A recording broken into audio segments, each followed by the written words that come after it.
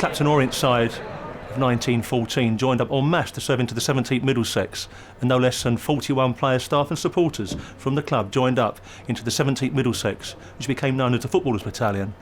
And so here we are now in 2018 with the greater game, which is being staged at the Waterloo East Theatre, opens on the 30th of October and runs until the 25th of November, which tells the story of the brave Orient lads and represents all the footballers that served in the Great War.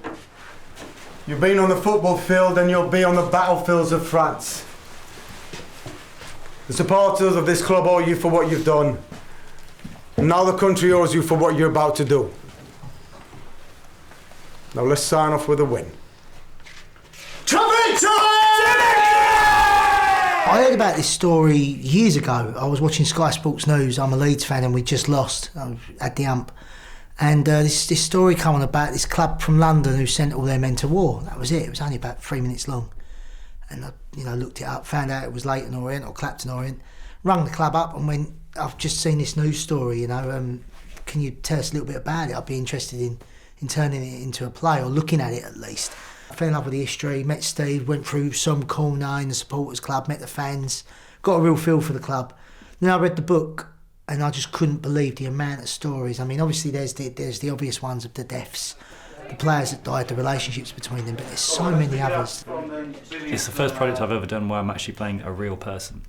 It's definitely hit home, especially today, because today is the 102 years since he died. And that's kind of been playing on my mind all day, to be honest with you. And we've been doing so much research that it does genuinely feel like we know these people now. And we knew their sort of characteristics. We definitely know the areas where they lived. And it's really, it's made us a lot closer, I think, than any normal cast could be in a week's period of rehearsing that we've done. Oh, so that's what France looks like. Not what I was expecting. What were you expecting? Dunno. Everything just looks so desolate. Ooh, 3 syllables. Probably has something to do with the war. Apparently there's one going on somewhere near here. Oh, I don't know. I don't think you can blame the war for the state of every place. I mean, take Sunderland. Any wars going on there? Georgie, your hometown looks a right state. And it's one thing to learn at school when you're 11 or 12 years old and you see the statistics and all that kind of stuff, but to actually look back now, it really was the worst conflict in history. And even more so because it then adds on to all the other wars that have come after it as well, because it was meant to be the war to end all wars and it didn't. And so all these young men died for practically no reason. It's on about remembering and respecting all these people.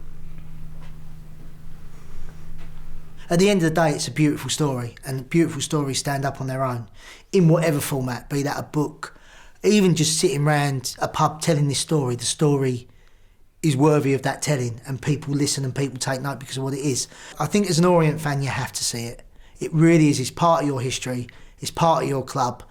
The club fell off after the war due to the casualties, so the club, in a way, is where it is because of that. So although it was years ago, it's still relevant today. I promise we won't say anything. What? I'll go get some rest.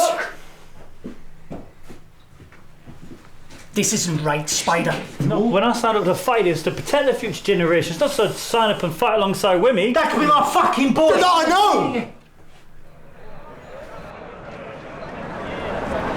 As you probably know, obviously the club originally were Orient FC, but moved to a more fashionable part of London, which was Clapton Orient, 1914.